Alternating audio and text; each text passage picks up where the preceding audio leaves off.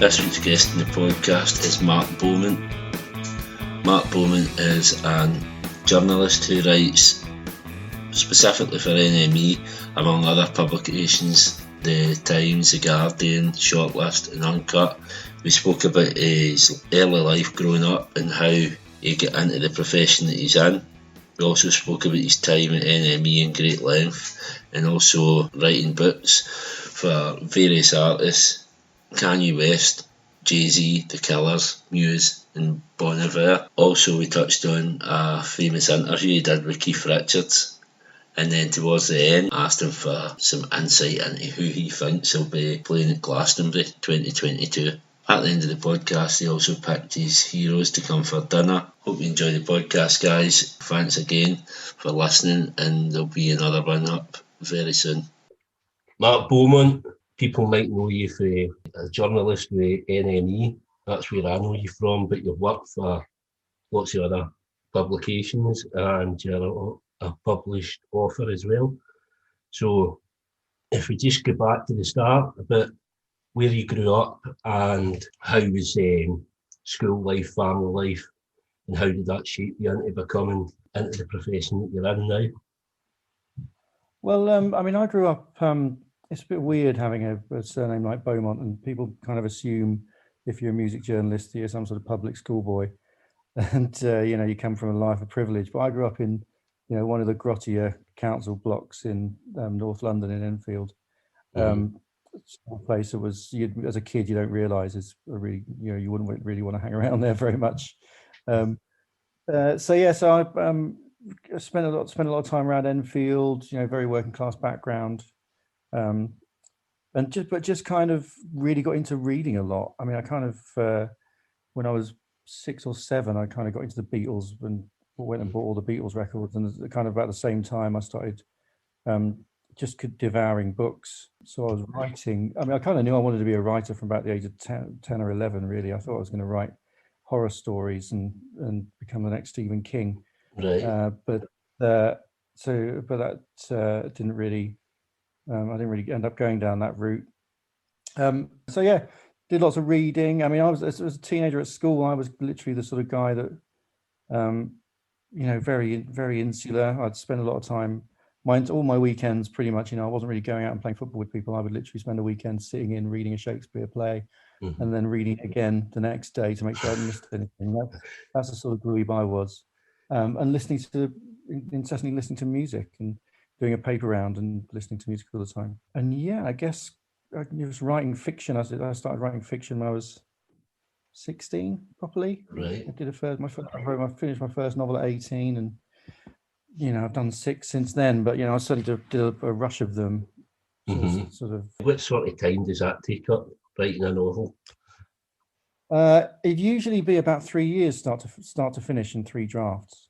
But I was a lot quicker then. I remember in my first summer holiday from university, I knocked out a novel in the space of like 3 months, which is unthinkable now. I mean, I'm writing one at the minute. I'm 50,000 words in. I must have been doing it for about 4 years, but that's because I've got so much other stuff on. Yeah. So I was doing quite a lot of that. Just basically sort of, I was very sort of hiding in a bedroom and listening to music and writing. That's all I wanted to do. Obviously, you said you got into the Beatles. Who else were you listening to?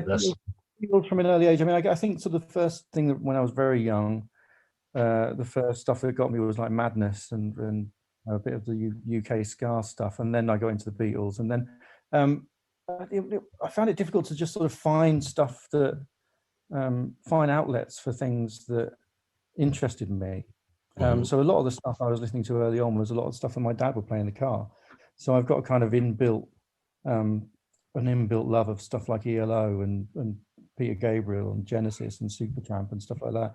Stuff that's deeply rooted and actually comes in quite handy now that I do sort of day shifts at Uncut magazine doing, when we do a prog issue. I've got a bit of background there. And then it wasn't until probably the stuff when I started getting into stuff that really started changing my life, sort of post Beatles, was I don't know if you remember. You're probably not old enough, but there was a program called The Chart Show that used to be on Saturday mornings. On ITV. Yeah. It was kind of after the kids' programs and before the sport, and they'd have as you'll know, they had they'd revolve a chart every week. So one week it'd be the dance chart, one week it'd be the indie chart, one week it'd be the rock chart. And I was never bothered about the dance and the rock charts particularly, but the indie chart, I was watching it one day, and then, like, the number one song was "Monkey Gone to Heaven" by the Pixies, and I mean, literally changed my life. I mean, I just couldn't. I've never seen anything, especially on a Saturday morning, anything so evil coming out of my TV and just so completely enthralling. Yeah. And so, I remember sort of going down to my local record shop and buying the cassette of Doolittle and just being terrified of it a little bit. You know, just like I kind of felt as though I was buying into a cult, and got sort of deeply into that. Yeah, and then sort of hit university, and I sort of started seeing this girl who would give me lots of tapes of all the baggy stuff. This was probably sort of, 1990, 91, 92, something like that. And so I started sort of picking up stuff. Carter USM and The Wedding Present and lots of baggy bands and Teenage Fan Club and things like that. And then I started reading the NME, which was only sort of in maybe the second year of university, and realized that not only could you write about music, and there are all these people writing about music and going off jaunts around America doing it. That's exactly what I want to do. So and that was kind of the start of my obsession with needing to do this for a living. So I take it, if you were writing books and things, writing novels, so you would be excelling in English. What happened? Did you go to uni? Anything like that? Yeah, I went to so I did my main degree. I did English and American literature at University of Kent, God bless it, down in Canterbury, which was I've had a really good time. It was a life-changing experience in terms of some kid who was not really a person and quite miserable for most of his teenage years, suddenly finding sort of a close circle of friends and very accepting people and some lovely people, and just coming out of my shell an awful lot and being a person properly. So that changed my life. And then, but in terms of, you don't do an English degree expecting to get much of a solid career out of it. Yeah. So I did that, and then I managed to get on a postgrad journalism course in Preston at the University of Central Lancashire. Actually a trained professional journalist. I can do shorthand and everything. So I did that for a year, and then I'd spent probably since I realised I wanted to work for the NME, I'd been sending the NME like live reviews and album reviews probably every couple of months. And after 2 years of doing that, the Melody Maker got in touch with me, actually, because I was sending it to the Melody Maker as well, and said, "Do you want to do some writing for us?" And so I got in touch with the NME and said, "I'd rather work for you. The Melody Maker want me. Can I work for you?" And they said, "Yeah." So I was writing reviews before I left the postgrad degree. So I was up in Preston, and I think the NME thought I was going to be their northern correspondent up in the northwest, but didn't realise that in a few months' time I was coming back to London. Yeah, I mean, and there I was. So I was straight out of my course. So what time are we talking? What year was this? So this would have been the first year I started. 1995 was when I first got published. Right. So right into the heart of Britpop. Yeah, I feel like I kind of missed a lot of it, to be honest. Yeah, well, 94 to 96. It was kind of the back end of Britpop. Yeah. Yeah, I mean, I really was a child of Britpop in terms of I really got into it. As soon as Suede came along, I had the Branson hair, and I was, very much into the foppish side of pulp and things like that, and a huge Blur fan. So I really got deep into that stuff, and it was kind of the peak of it for me, anyway, in terms of the peak of Britpop. I would say would be about 94. So I kind of got the back end of it, which was interesting because it meant that, early on in my career, I was going on to do jobs with bands that I really adored. I did a week in Australia with Blur, which was phenomenal. Still one of the best jobs I've ever done. When how old was I? 23, 22, something like that, just sort of jumping around at the side of the stage in Sydney, favorite bands. And and that was those were the days when bands would really sort of accept you into their circle for a week, and so I stayed up all night drinking champagne with Alex, and it was the life. That's what dreams are made of. Yeah, I mean, those were the days when that was what we could do. So a lot of the bands I'd really admired and really got into during the sort of peak of Britpop were at that stage were quite big, and so they were taking journalists all over the place, and the papers had, the NME, everyone had written about them a lot already, so they liked the idea of new people writing about them. It was kind of, but then I was kind of there just in time for the kind of the lull and the post Oasis influx of sort of fairly sort of stodgy guitar music, and there was still a lot of bands I enjoyed writing about, enjoyed going and seeing, and you'd hang around with people like Space and Manson and Placebo and people like that.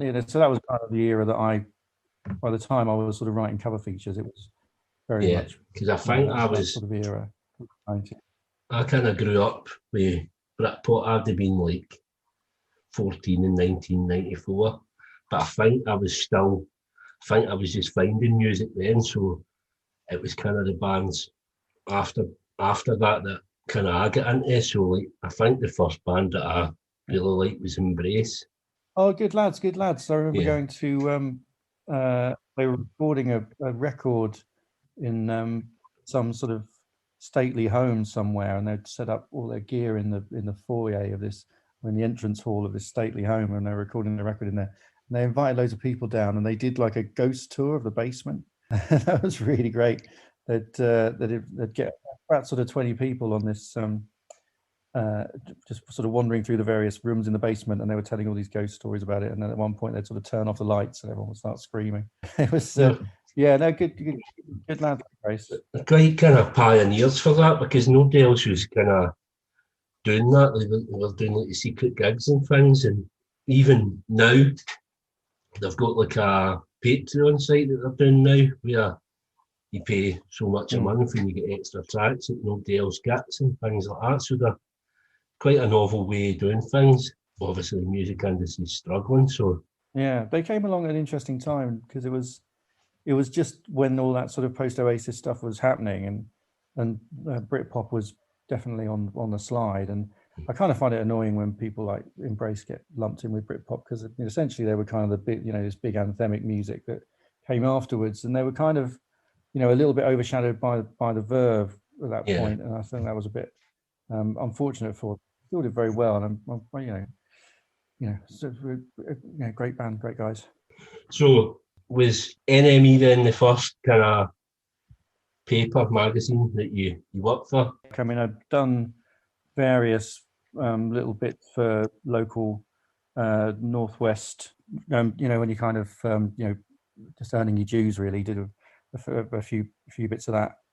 I remember for the student paper, I went to I kind of tagged along with the music writer there to interview a band. The first time I'd ever sort of sat down for a band interview, and I can't remember which band it was we were supposed to be interviewing. I think it was supposed to be the Bridewell Taxis or someone like that. But we just walked into the room and we went and interviewed the wrong band. We went and interviewed the support band instead.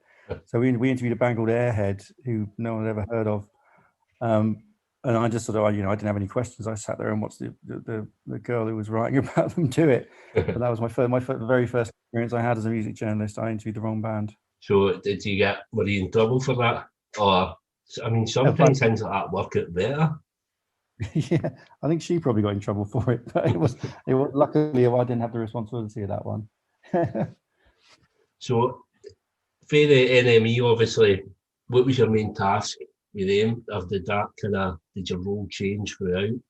Because obviously there's reviews, obviously you were sending in, but you did the letters page, that was predominantly yours as well, wasn't it? No, well, the letters page we shared around between everybody. It was as a freelancer then. This is sort of late 90s. You'd get to write all over the mag, really. That was kind of the point of it. But in terms of responsibilities that I had, I mean, I was doing the gossip page for quite a while around that time.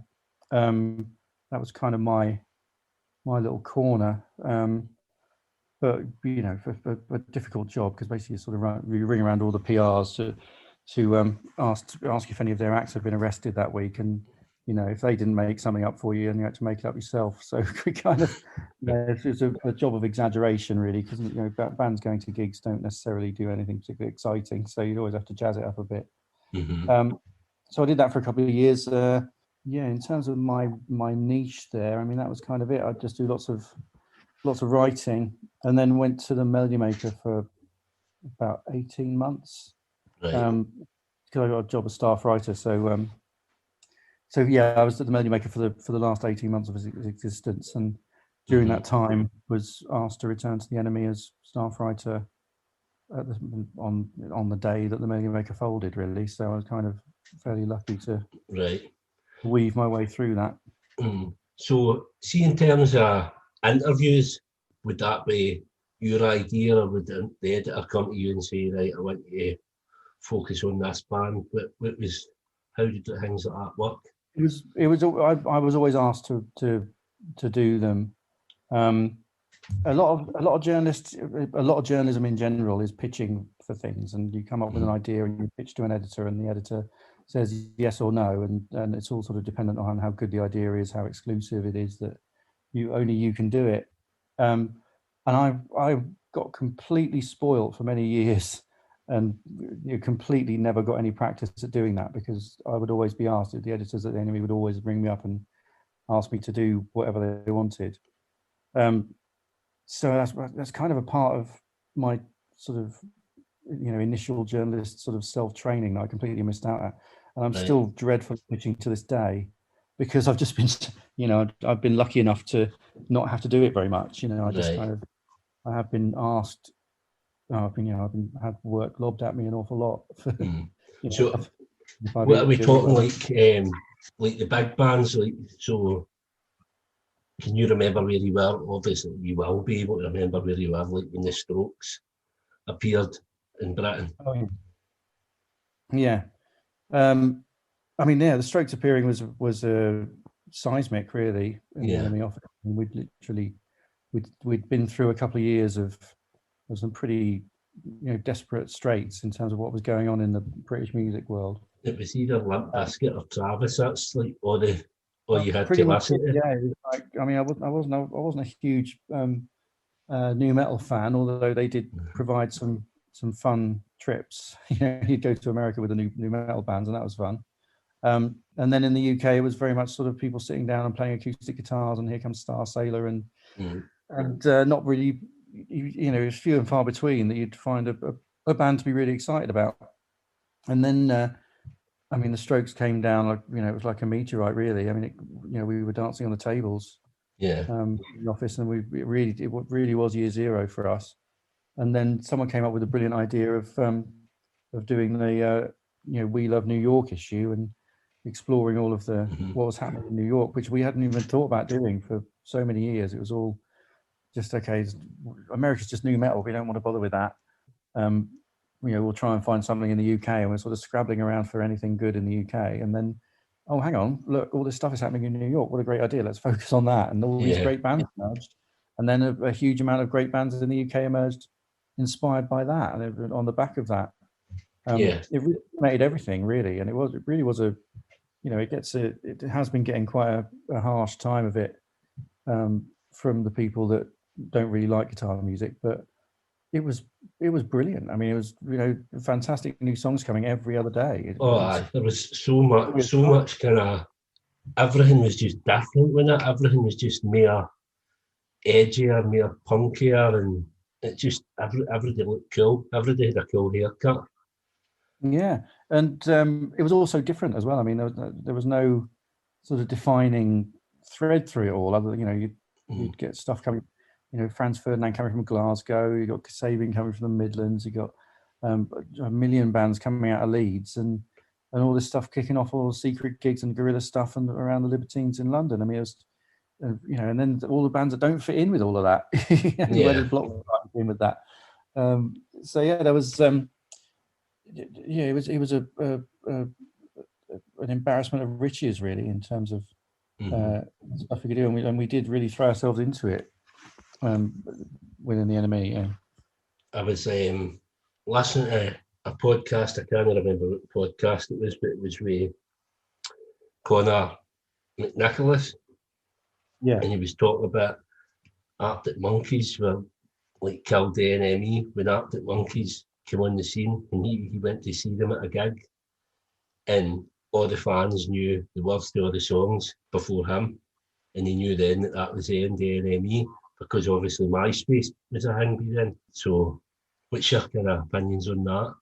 Well, I mean, he's got a point in terms of there was a time, kind of early noughties, when there was a kind of decisive, a decision was made by someone at the NME, someone somewhere at the NME, that we would aim for a slightly younger readership, and that then coincided with the fact that the younger people were the first people to get on the internet, and they were so poor because of all of the student fees, etc., that they were looking for more stuff for free. And so yes, when the Arctic Monkeys came along, and they were kind of the first, or one of the first, MySpace hits, and people sort of sharing the music online.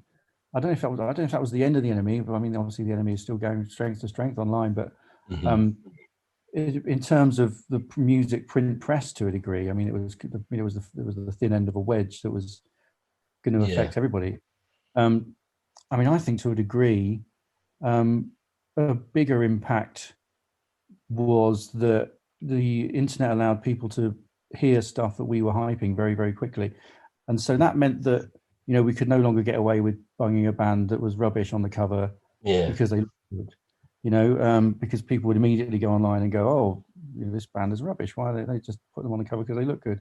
I cite the Horrors really as a band that looked good but sounded dreadful. That would be a situation where people would sort of go, hang on, why are they telling me to listen to this? But yeah, I mean, in terms of the end of the NME, I mean, it's not, the NME is still thriving, really. In the online world, I mean, it's huge. Well, I can just remember I used to buy it religiously every week. Don't get me wrong, I bought Melody Maker as well. And when I was a teenager back then, thank God that my house never went on fire or anything like that, because the place would have been up in flames with the amount of magazines that were in my room. But it's I'd be read online from time to time, but it's not the same as it is having a physical magazine. I loved having the front covers of the magazines. I had all the Libertines ones, all the Strokes ones, and all the View. They were like my kind of bands of that kind of era. Have you got any Libertine stories? Libertine stories. Well, I mean, I was on the last tour before they broke up the first time. Must have been 2003, something like that.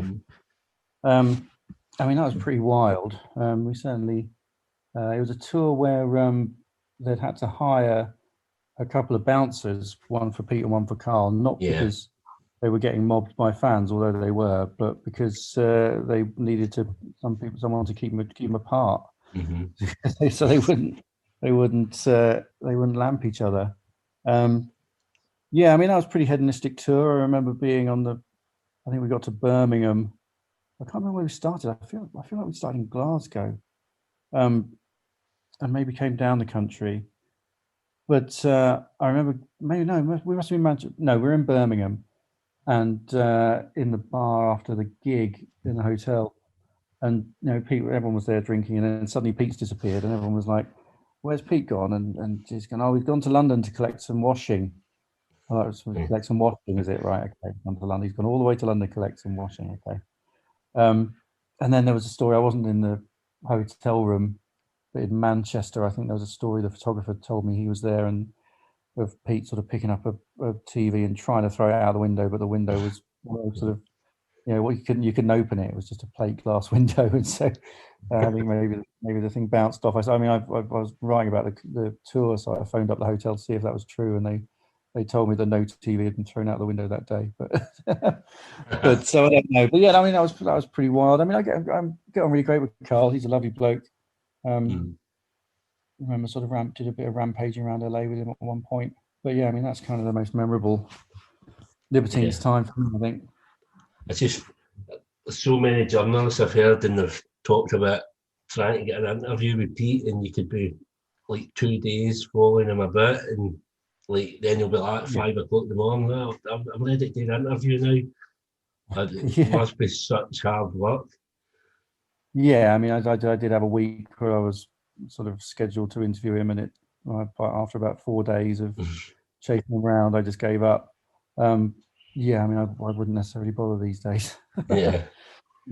He's a bit mellower now, though, isn't he? It seems to kind of calm down. Well, it seems so. I mean, I haven't spoken to him for a very long time, but you know, they're all kind of congregated down in Margate now with their hotel, which is nice. You know, it's nice that there's another community growing up there, and it's nice that the Libertines might be kind of central to it.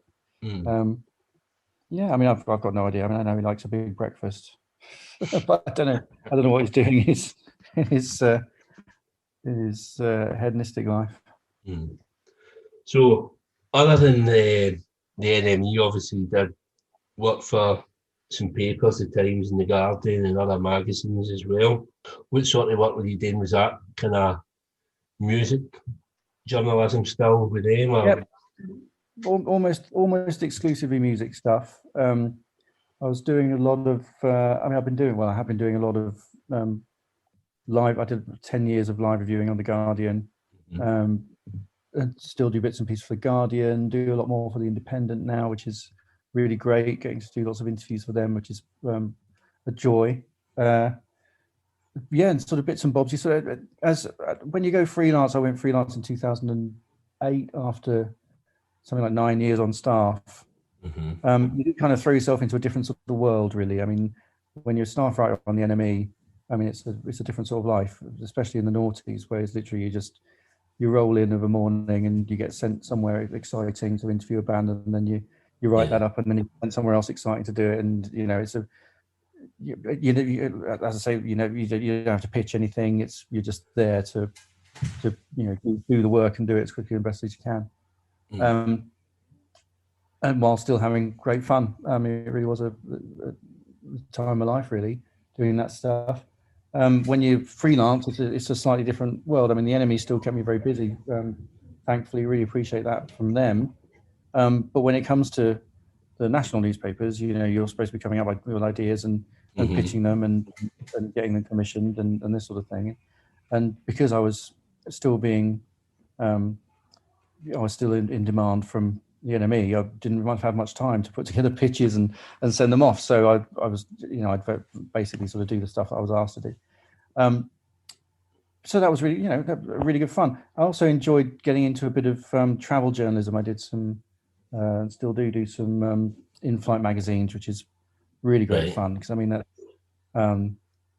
part of the reason I got into music journalism, I think, is because there was a lot of travel involved, and I love the idea of seeing the world a bit. You do tend to find in music journalism you get to see particular bits of the world, and those are the bits that bands tour to. So you know, I've done a lot of America and a lot of Europe, and so that sort of thing is quite exciting. And it's part of the excitement of it is not knowing where you're going to be next.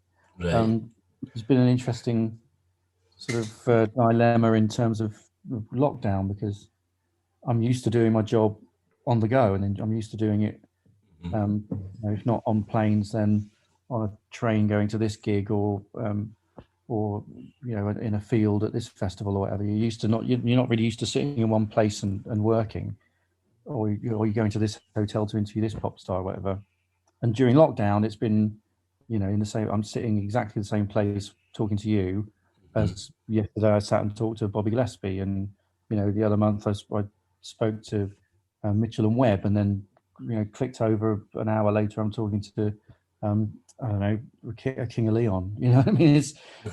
It's quite samey. It might be that you can squeeze more interviews into a day doing this, but you do realise that it's work when you sort of sit down and just looking at in the same room doing it all day.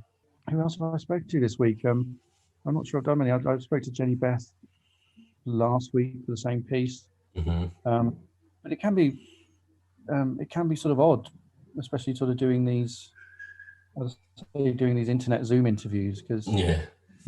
1 minute you're talking to one of the Doors, and the next minute you're talking to one of Talking Heads. It's like it's Yeah. a very bizarre sort of experience. So was it at the Guardian that you interviewed was it the full band of Rolling Stones or just Keith Richards? That was for NME, and it was just Keith Richards. Yeah, it was done, and that interview was done. It was every year at the NME. The NME had an umbrella company, which at the time was called IPC, and went through various names after that. And they would have an annual awards ceremony, and so they'd bus us all down to usually the Dorchester and give us all a lot of dinner and a lot of drink, and hand out awards for various things. And so that interview was done at that event, on the phone in some back room. I had to sort of duck out from the awards to do this in this sort of 25-minute phoner with Keith. And obviously it became kind of world famous interview for kind of the content that came from it. And that Keith Richards said that he snorted his dad's ashes. Yeah. So there was a bit of kind of, looking back on it on the internet, there was kind of a bit of debate about whether he said that and all that. Was there? Yeah, he did. I've got the tape. It's not gone anywhere, that tape. I mean, he's the thing about it is, he wasn't. He's said he's confirmed it since that he did snort his dad's ashes. I mean, he was quibbling over his query with the quote was that whether it was with drugs or not, basically. Right. This issue there with he didn't want it to sound like he'd taken drugs. Now, I had the Rolling Stones make an awful lot of money on tour, and they certainly make an awful lot of money touring in America. They're one of the biggest grossing bands in the world, and my job is to get sort of funny sort of quotes and interesting quotes out of rock stars. So for me, it's more important that it's confirmed that he snorted his dad's ashes than he did it with drugs in. I've got the tape. I've gone back and listened to it. I'm quite prepared. I'm not in the business of trying to ruin the Rolling Stones touring career. I'm quite prepared to, not necessarily reveal precisely the wording that he said, but it was written in the magazine. But So, did he take the nap about it? Like, is it kind of soured the relationship? Well, I mean, with the Rolling Stones, it's not like we go out drinking with the Rolling Stones. It'd be nice to think we did, but a lot of us as journalists don't go out drinking with Mick Jagger all the time. I don't think it soured the relationship. I mean, I suspect I wouldn't be asked to interview Keith again.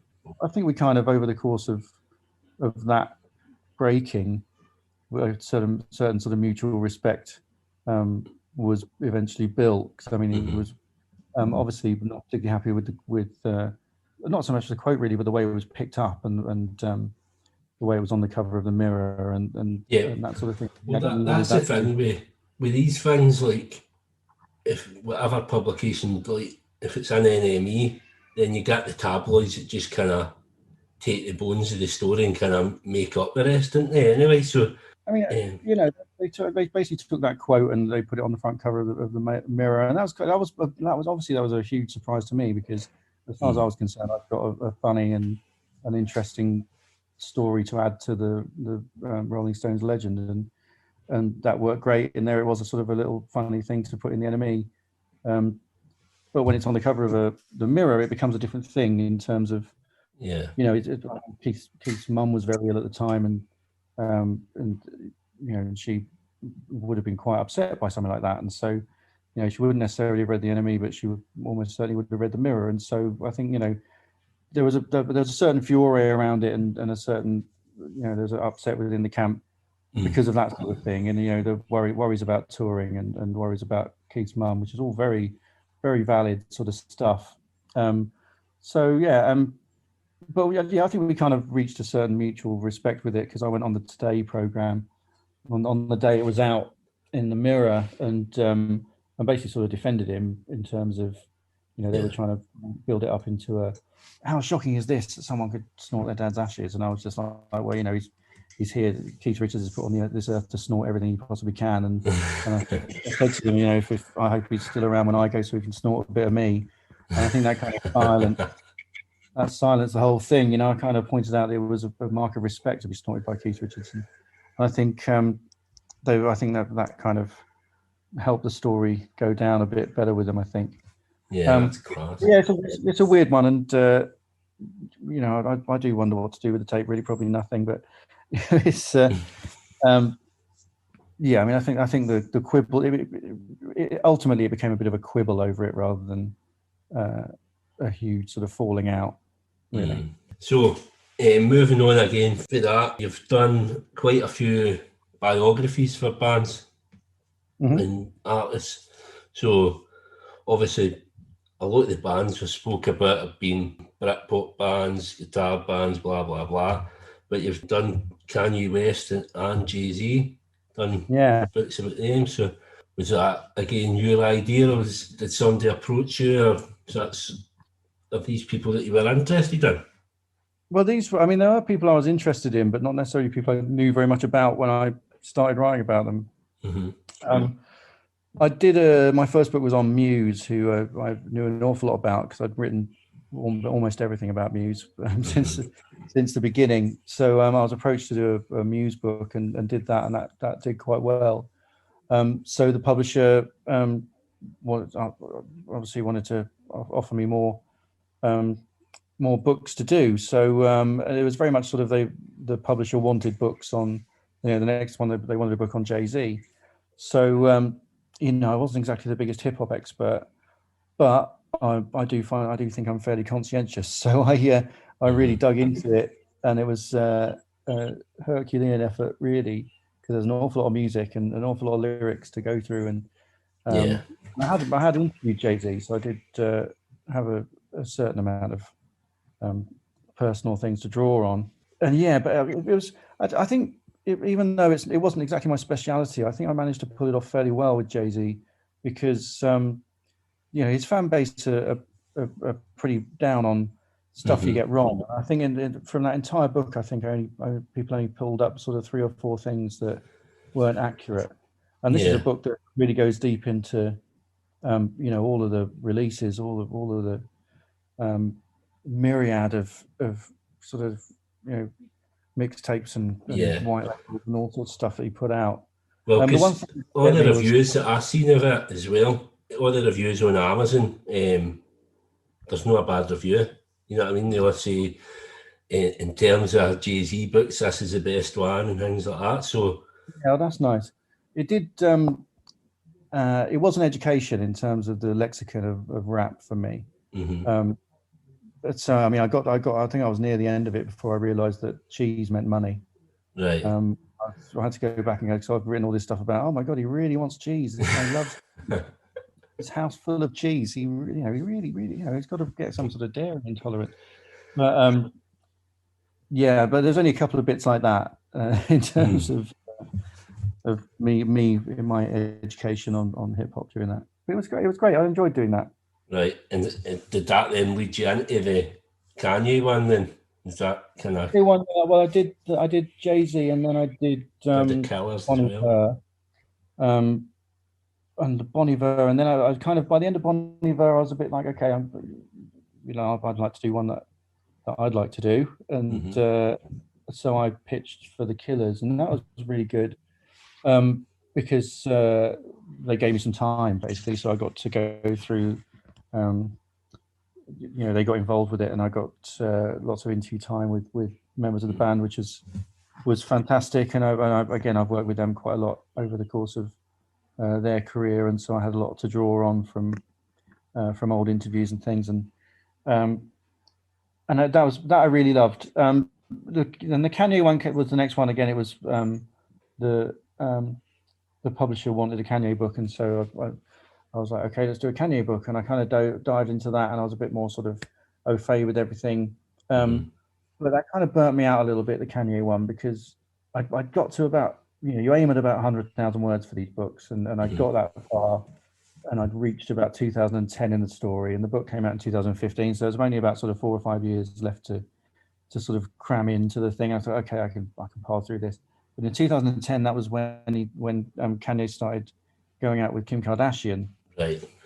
So suddenly, the research involved a vast amount of Daily Mail pieces about, they're going out, they're holding hands, they're not holding hands, there's a scandal here. Every day the Daily Mail had to write sort of 3 stories about Kim and Kanye, and I had to read them all. I read every single thing written about Kim and Kanye, and it was painful. It really was painful, and the book dragged on to about 180,000 words in the end. And people, I've had some good responses from it, and I'm glad I did it. But I think at the end of it, I literally looked up from writing that book, and it was my stag do, and I was like, oh, I'm getting married in a week, and I had no idea what was happening at the wedding because I was just so head down on this book for the last 3 or 4 months of it. So that kind of did burn me out a bit in terms of writing long form works. Right. And I kind of decided at that point I wasn't going to do another music book unless it was something I really wanted to do. And I needed a break from it, really. I'd done like one every year or so for about 4 or 5 years. So I threw myself back into a novel, which, as I say, is sort of 4 years in or something now, and approaching the final furlong. Right. And then after that, maybe I'll look around. There's a few people I'd like to do. I mean, I'm talking to Damon Albarn quite soon, and I think if I'm gonna sort of do a profile on anyone, I think he's been so pivotal and so influential on a lot of things over the last sort of 20 or 30 years that I think he'd be very much something I might suggest him to. But yeah, it's not in the forefront of my mind doing another big book at the moment. Yeah, well, if you did, man, I'd look forward to that. The Damon Albarn one, I'd look forward to that. That's what I was going to kind of touch on next. Was over the last couple of weekends, obviously we've been running about Glastonbury time. Obviously the iPlayers had lots and lots of content, so I was watching the live at Worthy Farm. Did you see that? The one that they put out for instead of the festival this year. Yeah, so they had Coldplay. They had Damon Albarn on it. They were all kind of special sets, man. It was really, really good. I was just going to kind of touch on that, whether you'd seen that, and if you get any inside info on what we could expect for Glastonbury 2022, if you're... Well, I don't think anyone's got any inside info on it. I did a blog the other week about the possibilities of who could be there, and it's literally pretty much everyone. I mean, everyone that's a major, a headliner for Glastonbury for the last sort of 10 or 15 years. Pretty much all of them have put records out since the last Glastonbury. So the choice is probably endless in terms of who they could have on. I would hope to see Paul McCartney back again. Because he was one of the best shows I've ever seen there, back in 2003. I suspect probably Taylor Swift will still be on the bill. There's talk of Diana Ross. Is a legend. I mean, legend slot. I mean, for heaven's sake, none of this is in any way. I mean, this is all speculation. But I'm taking all that straight to the Sun, and the Sun will be printed tomorrow.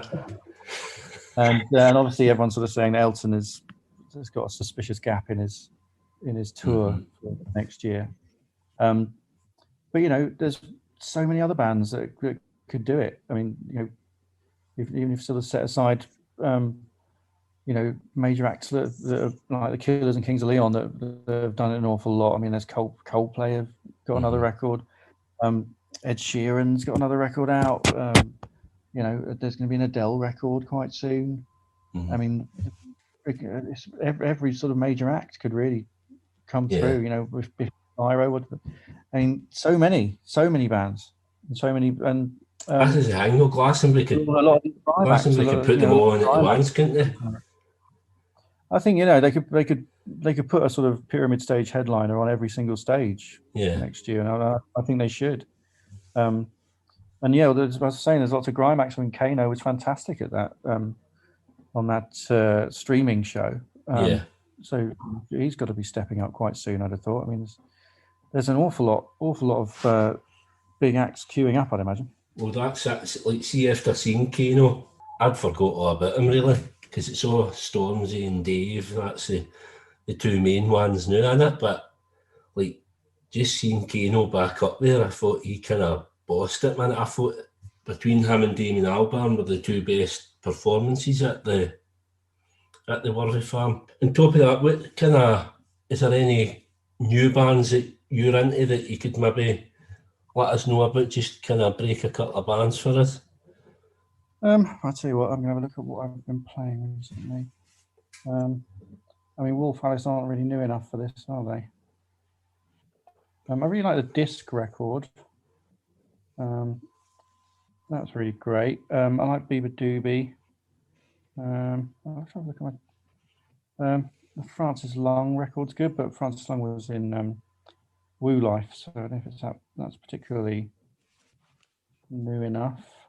I always sort of stumble over this question because I can never really remember what I've been listening to.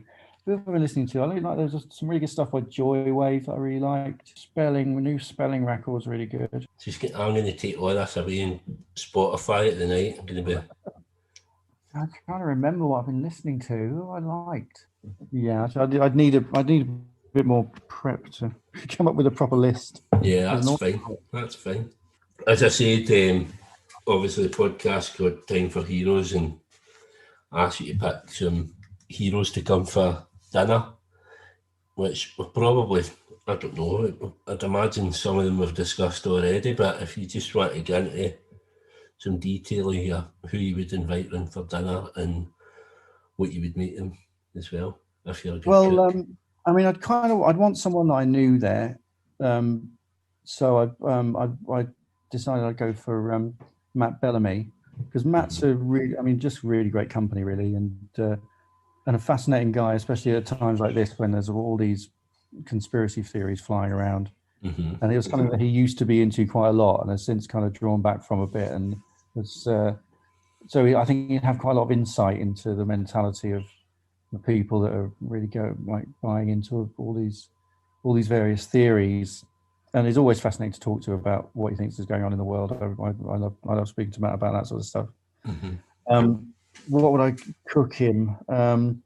Probably some sort of space food. What do astronauts eat? It would have to be in a tube. It would probably be sort of firework flavored, like space food in a tube that they eat. Right. Like that. So Matt would be there because if you're going to invite a load of people that you don't know around, you want someone to fall back on that is a decent person. Mm-hmm. So, and then in terms of they can be alive or dead, yeah. Yeah. In terms of my literary hero is a guy called John Hawkes. Now, he's not very well known, right? But he was a American. Started off as a kind of a poet, and then sort of started writing in the 50s in America, and very sort of left field, and but really dreamlike writing. Mm-hmm. Kind of kicking off from Faulkner and stuff like that. But even going even further into sort of nightmare realities and things like that. He did a book called The Lime Twig, and when I'm writing fiction, I always have to have a copy of it nearby just to sort of pick it up and remember how to write a sentence. Right. Because every single sentence in the book is just phenomenally carved. Mm. So I'd like him there just so I can just ask him how to write a sentence, how he goes about doing it. Unfortunately, he's not with us anymore. And what would I if I was going to cook him something, it'd have to be something fairly sort of sticky and pungent, but judging by his descriptions of all food and smelling of eggs. Right. I don't know what that would be, but probably a sticky and pungent egg. And then I'd go for, in terms of musical heroes, I say I haven't met, but I'd like Black Francis, just as one of the people that really did change my life in terms of the music. Mm-hmm. And I've interviewed Charles on several occasions. I did the Pixies biography not too long ago, and so I've interviewed him a lot on the phone, but in person, I've been sort of in his sphere, but not actually sort of had a conversation with him. And it's kind of, you know how it is with heroes. It's like, how would that go if I actually had a conversation with Black Francis? I'm a little bit worried about doing that for that very reason. But you know, he's he certainly used to be into his sort of aliens, UFO stuff, and his he's still clearly into his mythology and things like that. I just think he'd be a fascinating guest in terms of future and past of conversation. What would I cook him? I think he'd probably like something a bit, probably sort of Latin American, spicy, probably like a Vesuvio pizza or something like that. Right. Spicy hot pizza, probably like that. And then the last one I go for is Victoria Coren Mitchell, right, who is a hero of mine, and not, you know, she's obviously very intelligent and funny and a great writer, but it's not because of any of that, but because I'm a keen poker player, and I think maybe people sort of know that Victoria Coren Mitchell plays poker. Yeah, did she win like a big competition or something not that long ago? Just win one. This is why she's my hero. She won what's called an EPT, European Poker Tour thing. And what that is, I mean, it's phenomenally. I mean, you think England winning the Euros is a big deal, but I mean, this is like 1,000 people. That's some of the best poker players in Europe, and a lot of poker players in the world travel around following these tournaments. Right. So 1,000 people sit down to play this game, and you know, it's the achievement of a lifetime to win one of these things. You've got the patience. You've got to play for 5 days, 6 days, just playing top-notch poker for the whole time. It's draining. You've got to get lucky, and you've got to be brilliant. And to win one of them, as I say, is an achievement of a lifetime. Victoria Coren Mitchell was the first person ever to win 2 EPTs, and that just blows my mind. You know, I'm someone that goes to casinos and plays against 100 people, and I know how, you know, I win one of those maybe once every sort of 4 or 5 months or whatever. But to win 2 EPTs is beyond comprehension, and so she's an absolute hero to me for that. And what would I cook her? But she's a poker player, so just give her some chipsticks. That's brilliant, man. They're brilliant choices and completely different for anybody else I've had on. Thank you very much for coming on my podcast. No worries. I hope some of it was interesting. I hope you all enjoyed this episode of Time for Heroes podcast. If you would like to get in touch, the best way is on the Facebook page, Time for Heroes podcast, or on Instagram at Time for Heroes podcast, or Twitter at Time for Heroes P1, or drop me an email at timeforheroespod@gmail.com. You'll find Time for Heroes on all podcast platforms, including Spotify, Apple, Google and Amazon. Please leave a review where you can, share with others, and more importantly, enjoy. I woke up on my own floor today.